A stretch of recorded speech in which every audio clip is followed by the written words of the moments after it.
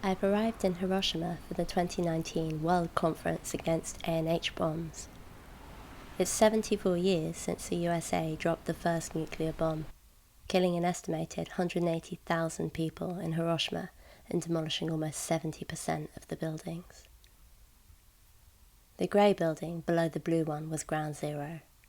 The bomb exploded 600 meters above. This ruin stands as a memorial.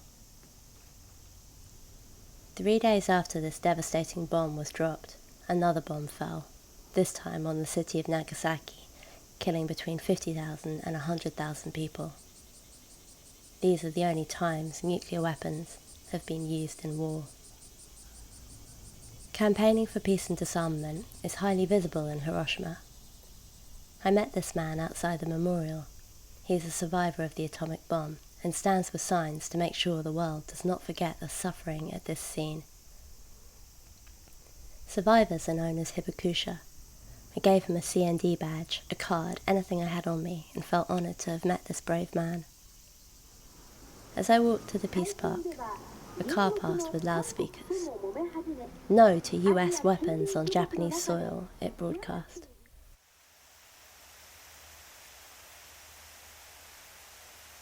I'm invited on a tour of the Peace Memorial Park by a second-generation hibakusha.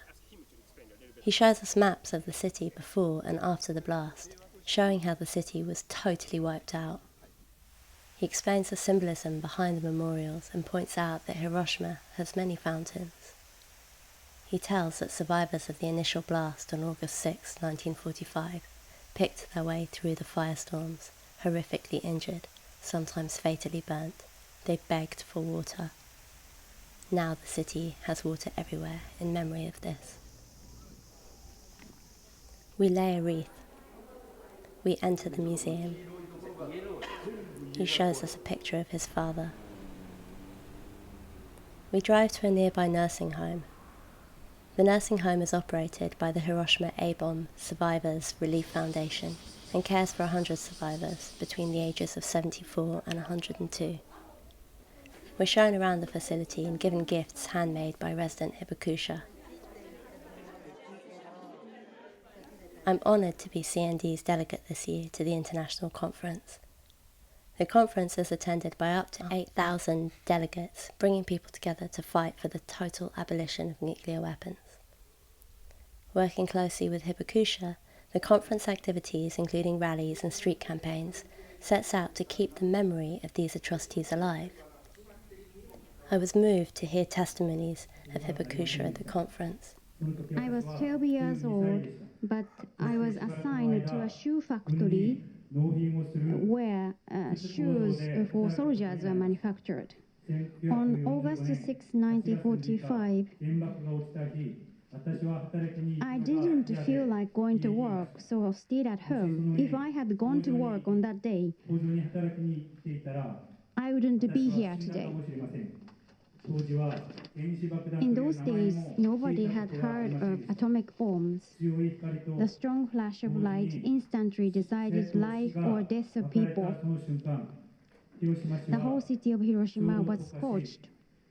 However, I narrowly escaped death. When I saw what evacuating was an atrocious hell on earth, which I can't forget even today. At the riverside, people who got burned were asking for help and water, whose desperate voices I still remember. No words can describe what I saw with my eyes on the day. The horrible scenes have been seared into my memory.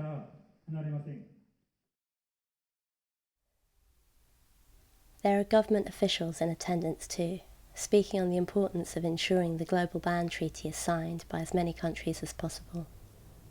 Much is also said about the importance of peace education and bringing young people into the movement. What I've enjoyed most about the conference so far is the opportunity to meet and share ideas with delegates from across the globe. I'm Jae-young Kim from People's Solidarity for Social Progress, Seoul, South Korea.